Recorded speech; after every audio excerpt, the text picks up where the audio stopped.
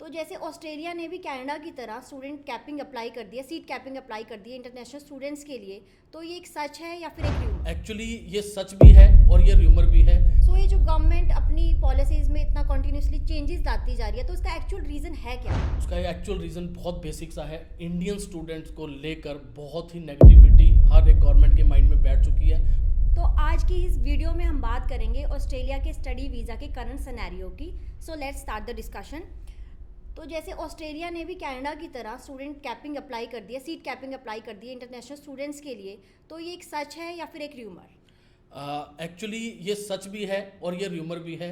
सच इस तरीके से है क्योंकि गवर्नमेंट ने इस चीज़ को टोटली इम्पोज करने की प्लानिंग कर ली है। पार्लियामेंट में इस चीज़ को लेकर प्रॉपरली सबमिशंस कर दी गई हैं, लेकिन यूनिवर्सिटीज़ की तरफ से इसको टोटली अपोज किया जा रहा है। इसका रीज़न एक सिंपल सा है कि अगर ये इम्पोज हो जाता है, इन दैट केस डायरेक्टिव 107 भी खत्म कर दिया जाएगा। डायरेक्टिव 107 के अकॉर्डिंग जो यूनिवर्सिटीज़ की रैंकिंग अच्छी है उनके वीज़ा को प्रायोरिटी मिलेगी। लाइक अगर हम ग्रुप ऑफ 8 की बात करें या लेवल 1 यूनिवर्सिटीज़ की बात करें तो उनको प्रायोरिटी मिलेगी उनके वीज़ा प्रोसेस को, उनके वीज़ा सक्सेस रेशो को। लेकिन अगर ये खत्म हो जाता है तो सारी यूनिवर्सिटीज़ बराबर लेवल के ऊपर आ जाएंगी। सिर्फ कैपिंग के अकॉर्डिंगली जो यूनिवर्सिटी को सीट अलॉट होगी, जितना नंबर ऑफ सीट अलॉट किया जाएगा उतने वीज़ाज उस यूनिवर्सिटी को ग्रांट किए जाएंगे।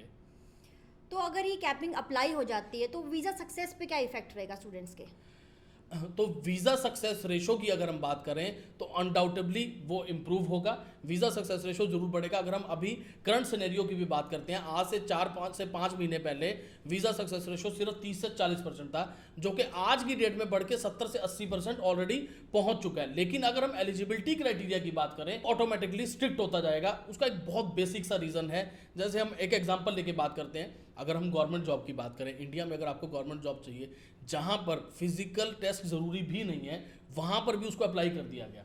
रीजन बीइंग कि नंबर ऑफ एप्लीकेशंस कम हो जाएं एलिजिबिलिटी क्राइटेरिया को बढ़ाने के लिए। तो अगर हम कैपिंग की भी बात करते हैं तो नंबर ऑफ एप्लीकेशंस जो है ऑटोमेटिकली ऑस्ट्रेलिया की बढ़ जाती हैं जब वीज़ा सक्सेस रेशो इंप्रूव होता है। लेकिन सीट्स बहुत लिमिटेड है यूनिवर्सिटीज़ के पास। तो यूनिवर्सिटी, हर एक यूनिवर्सिटी ये चाहेगी हमें अच्छा क्वालिटी ऑफ स्टूडेंट हमें चाहिए, अच्छी एप्लीकेशंस हमारे पास आएँ, तो ऑटोमेटिकली क्या होगा कि जो एलिजिबिलिटी क्राइटेरिया है उसको इंक्रीज कर दिया जाएगा। जो लोअर का स्टूडेंट है वो स्टूडेंट अप्लाई नहीं कर पाएगा जो एलिजिबिलिटी क्राइटेरिया मैच नहीं करता।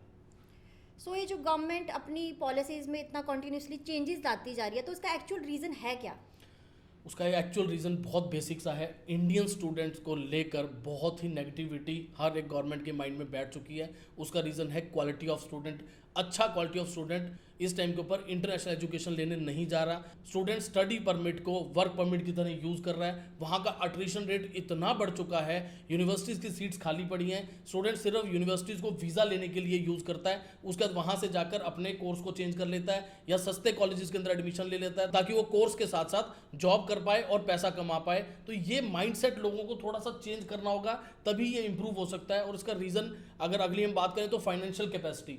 यहाँ पर बहुत सा सिस्टम इंडिया के अंदर चलता है कि हम मिनिमम बजट अप्लाई करके ऑस्ट्रेलिया फ्लाई कर सकते हैं, मिनिमम फीस पे करके बच्चा चला जाता है। अब वहाँ जाकर उससे फीस नहीं निकाली जाती तो उन यूनिवर्सिटीज़ के अंदर कंटिन्यू नहीं कर पाता। अब जब वो कंटिन्यू नहीं कर पाता तो ऑटोमेटिकली वहाँ से छोड़ के कोई ना कोई सस्ते डिप्लोमा कोर्सेज या कोई ना कोई सस्ते कॉलेजेस के अंदर एडमिशन लेता है। अब नो डाउट जो वीज़ा हॉपिंग बंद करी गई है उसके अंदर स्टूडेंट बैचलर से डिप्लोमा के अंदर एडमिशन नहीं ले पाएगा। तो कुछ इंप्रूवमेंट्स दिखाई दे रही हैं कि 100% इंप्रूवमेंट होगी ही होगी, क्योंकि स्टूडेंट अगर हॉपिंग नहीं कर पाएगा तो वो ऑटोमेटिकली उसको समझ आ जाएगी कि मुझे अब यूनिवर्सिटी में पढ़ना है, तो वो जरूर अपनी स्टडी को कंटिन्यू करेगा।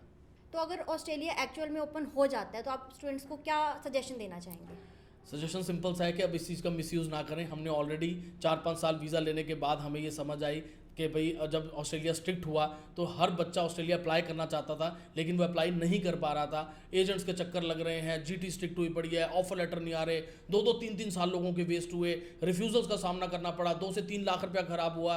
देन उसके बाद अदर कंट्रीज़ में जब अप्लाई करने गए वहाँ पर अब कहीं पर काम नहीं है, कहीं पर पीआर अपॉर्चुनिटीज़ अच्छी नहीं है, कहीं बच्चा जाना नहीं चाह रहा, कहीं बजट बहुत ज़्यादा चला जाता है। तो स्टूडेंट को अब ये समझना पड़ेगा कि आप अपने स्टडी परमिट को as a study permit use करें, वीज़ा हॉपिंग की कोशिश भी ना करें। सबसे पहले स्टूडेंट से ज़्यादा मैं ये सजेशन दूंगा पेरेंट्स को कि अपने बच्चों को प्लीज़ गाइड करें कि वो पढ़ने जा रहे हैं तो एटलीस्ट 70-80% अपना वो फोकस पढ़ाई की तरफ रखें। ऐसा ना हो कि वो उसको रिवर्स कर दें कि 70-80% आपका फोकस काम की तरफ है और 20-30% आप सिर्फ पढ़ाई करने जा रहे हैं। तो उससे ऑटोमेटिकली क्या होगा कि फ्यूचर में दोबारा से इस चीज़ का सामना करना पड़ सकता है कि ऑस्ट्रेलिया दोबारा स्ट्रिक्ट हो जाएगा और देन वीज़ा लेने मुश्किल हो जाएंगे। तो फ्यूचर जनरेशन के बारे में थोड़ा सा सोचें, क्योंकि आगे भी स्टूडेंट्स ने पढ़ने जाना है। अगर इतनी स्ट्रिक्टनेस का लोगों को सामना करना पड़ा तो स्टूडेंट वीज़ा अप्लाई नहीं कर पाएगा और इन दी एंड नुकसान इसमें सबका है, कंसल्टेंट का भी है और स्टूडेंट का भी है। इन दी एंड मैं कंसल्टेंट्स को भी ये सजेशन दूंगा कि आपको ये चीज़ समझनी ज़रूरी है कि आप हर स्टूडेंट को ऑस्ट्रेलिया नहीं भेज सकते। हर स्टूडेंट को आप ऑस्ट्रेलिया में फिट करने की अगर कोशिश करेंगे तो उसका नुकसान सबके लिए है।